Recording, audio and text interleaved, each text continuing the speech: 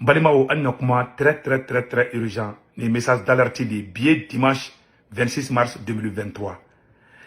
Aye les messages aya partagé en grand frère Bouboula Kassoro, en a président Assimi Fana Kassoro. Messages n'y éclairé le haut mot flan de là. Malion, vraiment Bouboula, il kokadi se boutongarai. Il y a un grand frère Numambaye, awa, mbika émission suit Fana. Manyawala clé fly na ibeka bo, ibeka foko. Surasu de kain ou de malijola yi sugali mahi de la sugali la citron nigo kibe asimi fe kite sugali fa bina fo nigo kibe ala fe mete ite krafe ebe ala fe mete ala krafe ebe den fe me ebe ba fe me ta den fe ni muso furu nigo kita den fe atal kile flash fi donc a fo inyana o fili kuma badi asimi ni sugali olu ye équipe di awa Mali mago be belle la bi ima ne tara Burkina bo jeune chama be o te ɲɔgɔn fɛ ne se o tungara en tant que jeune ne tara ka tu fara ɲɔgɔn kan ni a dɔw kun te kuma ɲɔgɔn fɛ billahi ne tara ka taa kɛlɛ ma parce que mɔgɔ kelen tɛ ka jamana jɔ ni a ye Afrique président chama be bi u b'a don président kunkolo la de ke de don ke de kelen bi se no président ma kɛ acclimat dɔrɔn o fana bɛ mɔgɔw gɛn k'a sago kɛ awa finalement jama bɛ tila ka wuli k'o gɛn. Ante fait Assimi ka bio kono non on va protéger Assimi niame Assimi Sugali niame Sugali Assimi ne se ko tungara kelen tise ka Mali jo ma ima ne be kuma benga kuma be parce que moko kelen tise ka jamana jo e bi Mali ni jatimine ke premier ministre Sugali ma re ke premier ministre o keleni awa politicien te Mali kono mo meni ni sorasi nu fe ka teme Assimi e fene ka Sugali ka o politicien te Mali du ko kan ka be ni sorasi nu fe ka kono na jale be sorasu e ka teme Sugali ka Sugali est français, livre ou français contre la dépêche ante Assimi nous do. Agnès Msenkele ou Kenyon fait. Agnès Fembe Kenyon fait. Ka fina tourni grand frère Bouboula. Nia et Fenya Nia et Assimi c'est grâce au M5. Parce que M5 est Sugali de. M5 est Sugali de. M5 créateur Sugali bala. Ni ne ba fongo et un grand frère ba no Cheikh Omar Sissoko. M5 créateur ambe na Madou Ashida. Cheikh Omar Sissoko na idée. Sugali fait partie des membres créateurs du M5. Ben le cerveau bala. C'est l'esprit M5. Ali Mari Kouranbeka Jobi. Assise nationale nous, loi électorale nous, fin croix, fin febe kana bekumbe. M5 ya besemen ka ban de pante Assimi don. Angoni président Kouranbeka ngom Mari Kouranbe Jonini. Awa kureta flanan kera domina. Ouye Sugali terani dossier ni de da. Nambe barak kini M5 be barak kena ouye nous devons ta en compte. Sorasu koku sona. Amata buli kata Sugali ma buli kata katika taka CV di mokoshima Sugali ma buli ka dununi bara foka inke premier ministre utara wula ka salon kono ka bunya dakoro uya wuli a sona fana awa be ka baraka kanya awa ka baraka très bien maka tien de fina ko ibubula niawe surasi nyere Assimi M5 100% ni surasi be M5 bi ni kamara ka discours jatimene kamara tale Moscou kamara kokoni ya ko le kuruta ko parce qu'il y avait l'insurrection populaire au koro jumeni ko jama de bora jama jumen bora goma ba wara maba wulu mabo jakuma mabo hada ma de unde bora o de M5 madame sikata du sobola mamadali bachili nbe bola imam diko nbe bola mais Sugali beta domina mo chama kuma don ko sorosu bi se ka to fangala chama yi denga nyoko kona surugo ko no ko ni fangate tene 6 mois ka o ka soro chama mbulu ko faransi de alay mais Sugali de au pont carré Sugali de carrière kan ni discours ta kata kala nation jina Sugali kuma mu fo nation jina ni a discours di Mali politicien chama ou ba faraya nu kasiya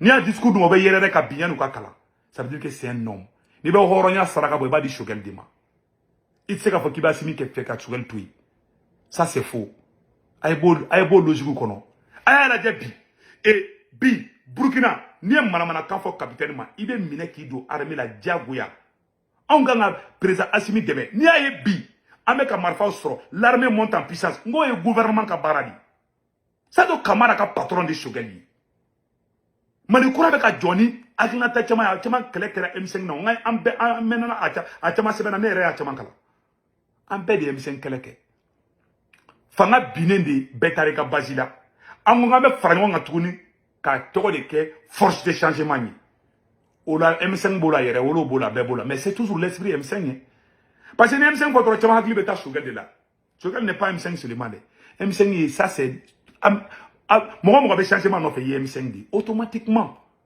Ben était dans le comité stratégique du M5. C'est vous tongara ne kenu kuntala. Mais mo chama madame si kete son ube kumbe ani Mamed Ali Bachir ube kumbe. Mais quel est ce rôle là mo mo nyogo famia chama boloko ko chama fena quoi. Tu vois entrer dans do fena. Donc a finina. Shogali matana ka CV kati. Awa shogali wulila bi. Awa ko kona be na fana ya ka condition posé songero ma. Awa bara be ka kenu chama fana yebi. Awa Assimi horondi. Sadio Kamara e horondi. Wage e horondi. Et Moribo Kone horondi ani Maliki Diaw wallahi nbe o yo horonya de ke sinon ko ba boyu anaka soro kelaw temena ma be Choguel est toujours là tak awateta o shifana aw benendo awa Choguel ni mo duru imbe kadi ko libarani Choguel ni Moribo Kone kadi Choguel ni Diaw kadi Choguel ni Wage kadi Choguel ni Assimi kadi ani Sadio Kamara kadi foite aga na mo shi fara na dawyi mbaw dile ala kama ay mo besa aga Michel ta ko mo kala kana mo farasa nous beka baraka indi ni Choguel tar discours ke domina ko Choguel yam ben diembe bla ngona o ko fe Ablaye Maïga tara do fo mu ngajuguno o ko fe Sadio Kamara tara Moscou o ko fe comment on appelle là Colonel Maliki Diaw tara Moscou ka tara a pamparam foyi o ba yira ka fo ko nunu bene ni do akana mo farasa abse ka fo choko jume ka be Sadio Kamara fara ko bo Choguel la mo Sadio fadi Choguel Sadio ka patron de Choguel Choguel est le père de tous ces militaires. Il est le patron des patrons. Il Choguel dende nbegui. Ni chokoroba nyabu kerefa teka boy, ça veut dire qu'il est important, il est utile. Choguel veut sourasi kela la départ à Assimi Nofana. C'est pas aujourd'hui qu'il a commencé. Donc aïe sabali aïe moro labe. Akana moro fara. Ambodele ala rekama. Sorasu nana domina ko kuyo kuruta ke kunana M5 de ka kele parachevi. Utara oni banda uma bala. Mutarwa ni chunui. Aïe permis de me ka kono diali baka président kateme et Choguel ni ntaka. Il est en train de travailler. Albi, Anya Mobili Kemadrou Sorobi, armée monte en puissance, avion Beka Safan, mon gouvernement de Kabaraoui. Et puis, premier ministre ni président de contacter la direct. Parce que mon retiment dit que le premier ministre gagne, ah, Kala Kamaka Mokala. Choguel, ka Francis, toi gagne. Nama Fongo, Malé, ma barakade. Choguel, le discours de la nation zina. Aïe, ma traumatisé, fa au cas de troupou là-bas. Aïe, Kouchidi. Atara Al Jazeera la comment faut dien sieni be Choguel ka kuma bla dien bébé qui disi kuchena ibi sous le leadership de Assimi ay mo kala nous bébé nous beka fari ou beta bolo kele ou kele ba fo ku bora kono kele la Ablaye Diop fana be ka barake ay mo kala kunu fara ambo di ala kama Assimi ni surasi be misendi akana u fara ka bo munu ma misen kele ke nous sommes sous Hinan la Cananou et en Krefé, au Moko, que l'on devait doubler là jusqu'à présent, à journaliste ou B, à fond B. Mais on m'a quelqu'un, on m'a quelqu'un boulevard là, à 80% fait dans la transition, à Beninga Djanateke Tchote, où n'y a fait à Da en Chika. Parce qu'ils ont des agendas cachés. Sur la soubette là, qu'on tient mon évité clinique. Pas tient des faux. Amour, aïe la de Mali, aïe la de président Ibrahim Traoré, aïe Mouke, aïe Nora voilà,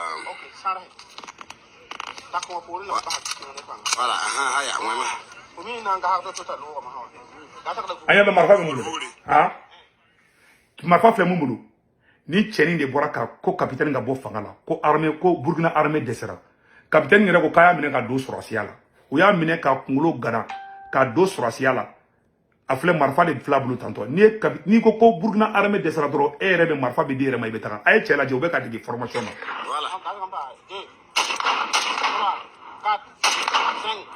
voilà. Abana, barabana, bravo capitaine. Bon, on kanga Assimi hakil ni hakilna ta chama fo Assimi ngena. Anye mobili, anye blindé, char combat o keme duni kori nana bi. Moye gouvernement de kabaray. Ayo photo la je. Aya la je. Ntai. Nimbe marama feni. Nimbe be ka di mali mabi. Ha? Mais mon gouvernement ne be ko barake. Gouvernement ne be ko barake. Ou be ka barake nyomuru.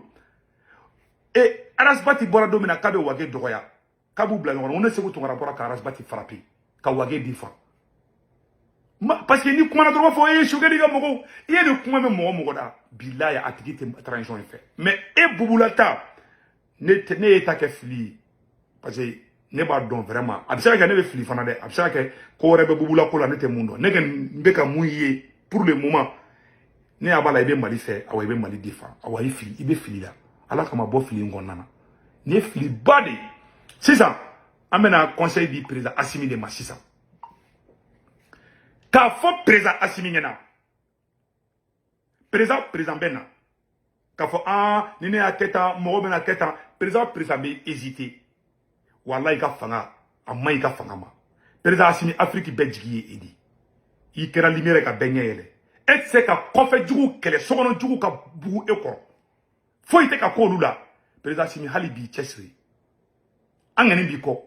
Ambo conseil de dimanche. Sono ika baraka in volume kain. Billet dimanche 26 mars 2023. Wallahi, Chege Varako, Koli Marfak Setami Bulu. Ibe kise kelene chi kofe jugula. Ka kise kononto chi sokono jugula. Mais président Assimi kise kononton chi kofe jugula. Hali kise kelente bulu ka chi sokono jugula. Awa sokono jugu tuwa ube do la ki ga fanga chi. Ala kan kisoma. Yambe ka espoir di. I kadambe yi. Awanga la ngini mu ye président Assimi ni ete domina.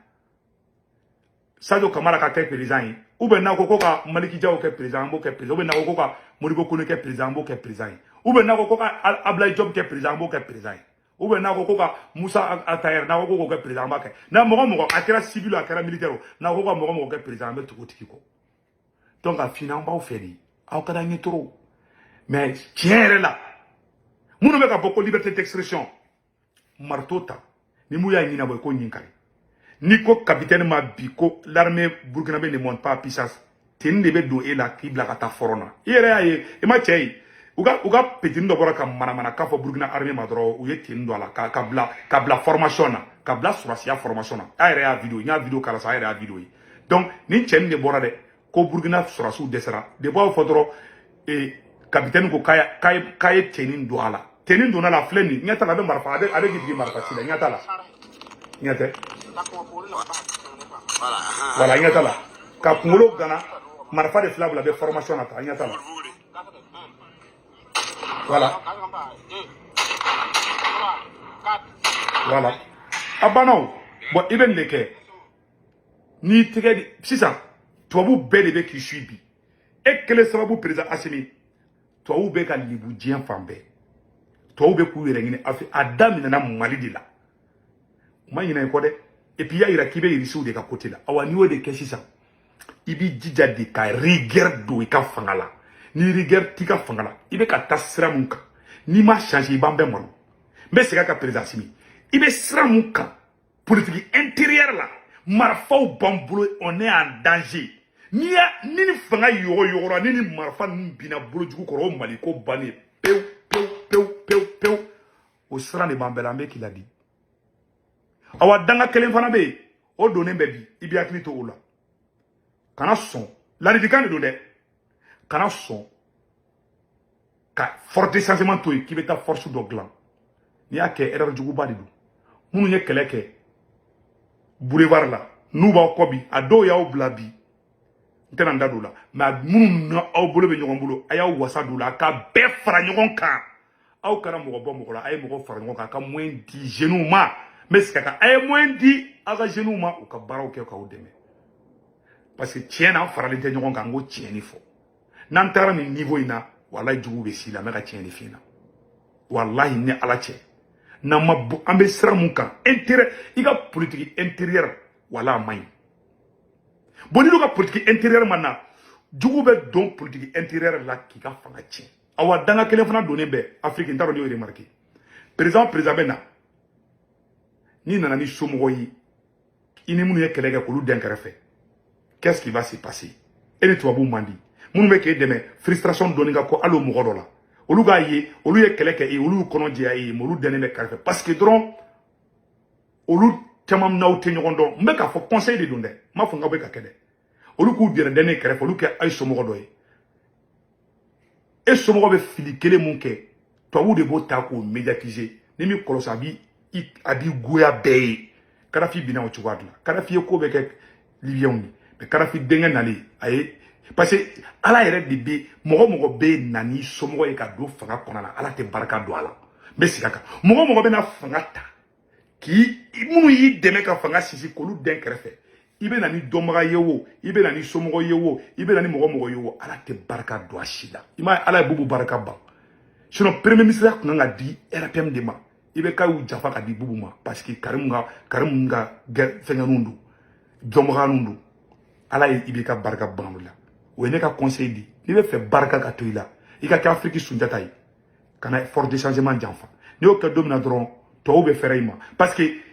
tout le monde a droit à l'erreur sauf les nouveaux arrivants i yɛrɛ balima minnu bɛ na ou bien i dɔnbaga minnu bɛ na n'olu ye fili kɛ don o don n'o dɔnna k'u ka médiatisé don o don o b'a sɔrɔ minnu yɛrɛ ye sanjikɔrɔ wɔsi kɛ a bi olu ban ye en même temps tubabu bɛ k'i bɛlɛ bon n'i y'a ye Afrique président caman bɛ bi a bɛ bi nin yɔrɔ de la président nana k'a ka famille a dɔnbaga a cousin k'a bɛɛ den kɛrɛfɛ hali n'u bɛ don poste la a kana kɛ poste stratégique ye i bɛ se ka na ni somɔgɔ dɔ i ka fanga la problème t'a la mais kana bila poste stratégique de la mɔgɔ b'a ye mun na quoi mɔgɔ b'a dɔn ka c'est pas bon poste dɔw bɛ yen o bɛ se k'o kɛ o bɛɛ b'i somɔgɔ gɛrɛ la si je suis d'accord mɔgɔ kana bin o piège kɔnɔ dɛ a ye poste stratégique a y'a di a ni minnu ye kɛlɛ kɛ a ka famille politique ye fort de changement de awa a kana bɛɛ fana kɛ sɔrɔsi ko fana ye o ye conseil de dɛ ça c'est des conseils c'est juste des conseils walayi fanga bɛ na ka janfa kɛ ala bi o janfa kelen de bɛ taa n'i ye yarɔ tɔw américain ka base duuru filɛ nin ye Niger bon n'olu y'an ka jamana porokotora n'an bolo an ka armement minnu b'an bolo n'a y'a ni jugu y'a sɔrɔ don o don o Mali ko bannen de ye pewu ala k'an kisi o ma an bɛ dugawu don ye i cɛsiri an b'i kɔ an b'i fɛ awa an b'i dɛmɛ awa ala b'a ɲɛ fana mais ala kama kira kama kana sɔn ka bin ni erreur ninnu kɔnɔ deli yɛrɛ de don baara kɛ ni forte changement ye walahi n'i ye baara kɛ n'o ye i bɛ kɛ Afrique sunjata ye kura minnu bɛ na fasadanw ni fɛnw na ni wɔwɔ ci ni tapasi ni kule wowonciw la o caman ta ye piya ɲiniw ni fɛn wɛrɛw de n'a bɛ ko kɛ bi a y'a kɛ fort de changement jeunes ye poste yɔrɔw bɛ yen yɔrɔ badenw bɛ yen a y'u don u ka se ka ko dɔ k'u yɛrɛ au moins quoi u bɔ dans cette condition o ne ka conseil de dɛ frustration de b'a to fanga caman bɛ bi kana dan ka ɲumanya kɛ dɛ armement san awa tɔw bɛ siran anw ɲɛ pas parce que armement b'aw bolo dɛ tɔw bɛ se ka na arme bɛɛ tiɲɛ sɔgɔmadafɛ kelen dɔrɔn u b'u ka avion dɔ wuli dɔrɔn ou bien bɛ missile dɔ wuli dɔrɔn k'a bɛɛ ci a se b'u ye i m'a ye Ukraine kun pisalen don ka tɛmɛ Faransi kan i m'a Poutine ye Ukraine démilitarisé fo cɛ bɛ taga delili kɛ ko mɔgɔ ka marifa d'a ma k'a sɔrɔ Ukraine de kun bɛ Faransi dɛmɛ marifa ko ni fɛnw na Ukraine de kun bɛ na pilote caman former mais bi o bin cogo lajɛ o se bɛ Poutine k'o kɛ cogo min o se bɛ américain fana k'o kɛ Mali contre la tan caman bɛ sigi non ani Russiw bolo bɛ ɲɔgɔn bolo américain kun tɛ ka Syrie bombarder kunu wa an ma ɲɛdɔn Russiw bɛ t'i tɛmɛ yɔrɔ dɔ américain bɛ morceau dɔ ɲini o yɔrɔ la k'o sɔrɔ pour que an kana sɔrɔ grande puissance kana ɲɛ jɔ ɲɔgɔn ɲɛ la an ka jamana kɔnɔ il faut une politique responsable et une politique forte tulonkɛ tɛ yen foyi tɛ kɛlɛ ma hali daminɛ fɔlɔ o ye n ka conseil k'o fɔ président Assimi ɲɛna i cɛsiri i k'i ka mɔgɔ fara ɲɔgɔn kan n'i m'a kɛ o b'an bi n'u y'an bi an ka marama ni arama ninnu ye éparpillé la dɔrɔn o ye Mali ko bannen de pewu ATT m'a yɛrɛ kɛ an ka sariya kɔnbaw taar'u ɲɔgɔn sɔrɔ